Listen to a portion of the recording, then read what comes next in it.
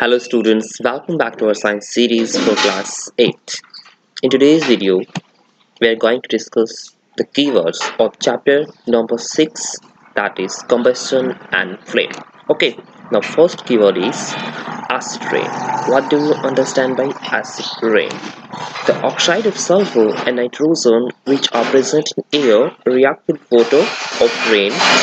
जो ऑक्साइड होते हैं सल्फर के एंड नाइट्रोजन के, ठीक है, सल्फर और नाइट्रोजन के ऑक्साइड एज ए पॉल्यूटेंट हमारे एटमॉस्फेयर में आ जाते हैं which are present in air, हमारे जो वातावरण में प्रेजेंट होते हैं हवा में, रिएक्ट विद वाटर, पानी के साथ रिएक्शन कर लेते हैं। किसका पानी होगा? वो रेन का। And they are formation of acid, और वहाँ एसिड फॉर्मेशन हो जाती है, that is sulfuric acid and nitric acids. These acids fall with rainwater. ये एसिड रेन वाटर के साथ, वर्षा के पानी के साथ गिरते हैं and thus rain is called the acid rain, और उस रेन को क्या बोलते हैं? हम acid rain बोल देते हैं। Now second keyword is calorific value. क्या होती है calorific value? The amount of heat energy produced on complete combustion of 1 kg of fuel is called its calorific value. Amount of heat, कितना amount heat का वहां से निकलता है, heat energy का produce on complete combustion of 1 kg of a fuel. अगर हम कोई भी फ्यूल ले ले, कोई भी ईंधन ले ले, उसका अमाउंट 1 किलोग्राम ले लें, ठीक है, और उसका कंप्लीट कंबशन कराते हैं, क्या कराते हैं? कंप्लीट कंबशन कराते हैं, तो वहां से कितनी अमाउंट में हीट एनर्जी निकलती है, that is called is calorific value. इसे हम क्या बोलेंगे? कैलोरीफिक वैल्यू बोल देंगे। The calorific value of a fuel is expressed in a unit called kilojoule per kg। Calorific value को हम किसे मेजर करते हैं? किलोजूल पर केजी, और सिंबल है केजी पर केजे पर KG. Okay, next keyword combustion. What do you understand by combustion? It is a chemical process in which a substance reacts with oxygen to give off heat is called combustion. एक तरह की chemical process है जिसके अंदर कोई भी substance oxygen के साथ रिएक्शन करता है और वहां से हीट एनर्जी निकलती है, then that process is called combustion. Now next, deforestation. Deforestation का मतलब क्या है? Forestation means to say forest बनाना, मतलब पेड़ उगाना। अगर मैं यहाँ डी की जगह एफोरेस्टेशन लगा दूं तो उसका मीनिंग हो जाएगा एक लार्ज स्केल पर पेड़ पौधों को उगाना, ठीक है, ट्री को उगाना, दैट इज एफोरेस्टेशन। यहाँ डी है, डी मीन्स टू से फोरेस्टेशन मीन्स टू से उन प्लांट्स को वहां से हटा देना, ठीक है। The cutting of trees on a large scale is called deforestation. जो पेड़ हैं, काफी बड़े बड़े पेड़ हैं, उनको काटना काफी बड़े स्तर पर, उसे क्या बोलेंगे? हम डिफोरेस्टेशन बोलेंगे। Next keyword explosion. एक्सप्लोजन का मतलब होता है विस्फोट, ठीक है। The sudden reaction takes place with the evolution of heat, light and sound. Sudden reaction, एकदम से रिएक्शन होती है, किसकी? With the evolution of heat, जहां से हीट एनर्जी बहुत ज्यादा निकलती है, लाइट एनर्जी भी निकल सकती है, और वहां से साउंड एनर्जी भी निकल सकती है, and large amount of gas form in the reaction is liberated, और उस रिएक्शन में बहुत ज्यादा अमाउंट में गैस निकलती है। Such type of reaction is called explosion. ऐसी रिएक्शंस को हम क्या बोल देते हैं? एक्सप्लोजन्स बोल देते हैं। Next keyword is flame. Now what is flame?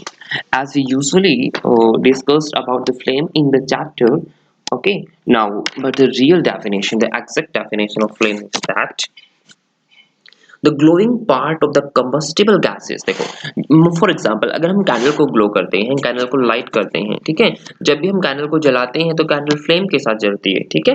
तो जो कैंडल का वैक्स है, ठीक है, जो कैंडल का वैक्स है वो वेपोराइज हो जाता है, और वेपोराइज हो जाने के बाद वो गैसेस स्टेट में चला जाता है, और उस गैसेस स्टेट की वजह से ही हमारी कैंडल आज फ्लेम बर्न करती है, ठीक है। Now the glowing part of the combustible gases of A fire, जहां आग लगी हुई है, अगर वहां पर कंबस्टिबल गैसेस है, ठीक है, वहां से कंबस्टिबल गैसेस हैं तो वो ग्लो करेंगी, and that is called flame. उसे हम क्या बोल देंगे?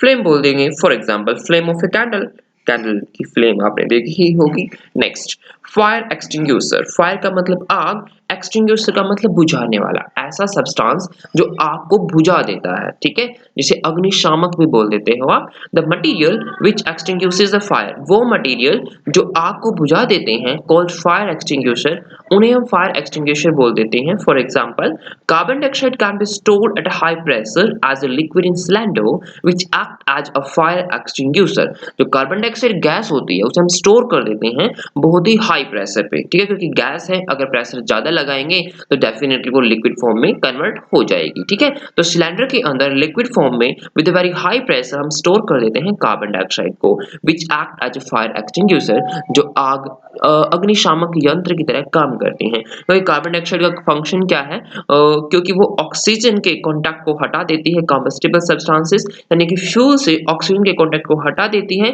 अगर ऑक्सीजन फ्यूल के पास नहीं जाएगी तो डेफिनेटली ऑक्सीजन फ्यूल के साथ रिएक्शन नहीं करेगी और वहां कंबस्टन नहीं होगा। Okay, now next, fuel. Fuel क्या होता है? The substance which produces a large amount of heat on burning called fuel.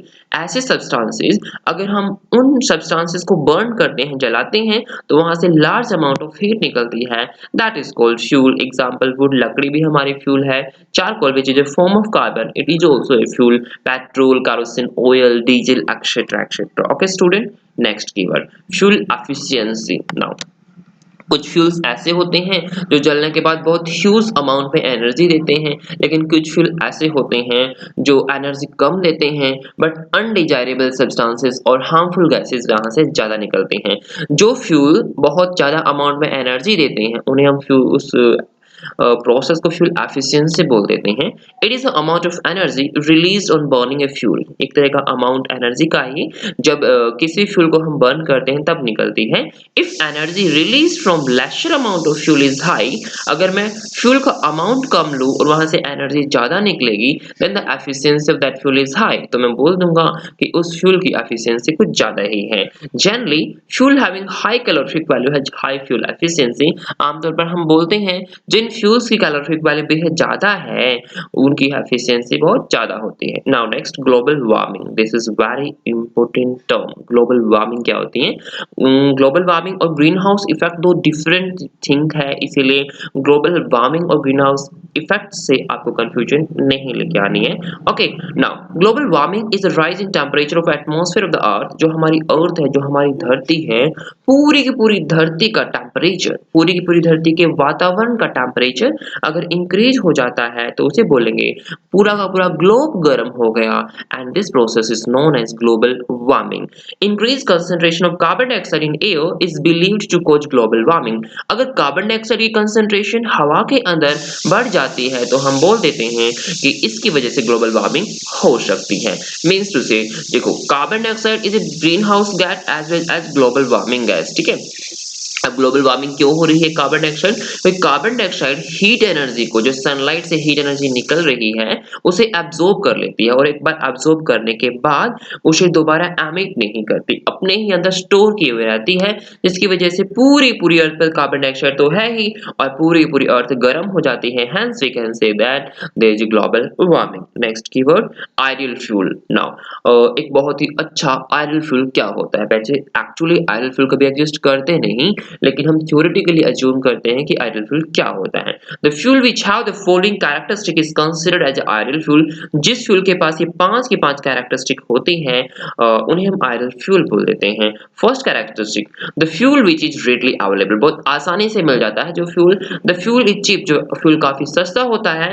The fuel which burns easily in air at a moderate rate, जो बहुत धीरे धीरे जलता है हवा के अंदर। The fuel which produces a large amount of fuel, जो फ्यूल जो काफी ज्यादा अमाउंट में हीट एनर्जी वहां से ऊर्जा निकलती है, उस ईंधन को हम आइडियल ईंधन बोल देते हैं। The fuel which does not leave behind any undesirable substances, जो फ्यूल कोई भी अनडिजायरेबल सब्सटेंसेस नहीं छोड़ता उसे हम आइडियल फ्यूल बोल देते हैं। One more characteristic is that the fuel which has very very high calorific value is also known as ideal fuel. Okay student, next keyword, ignition temperature. Now ignition temperature क्या होता है?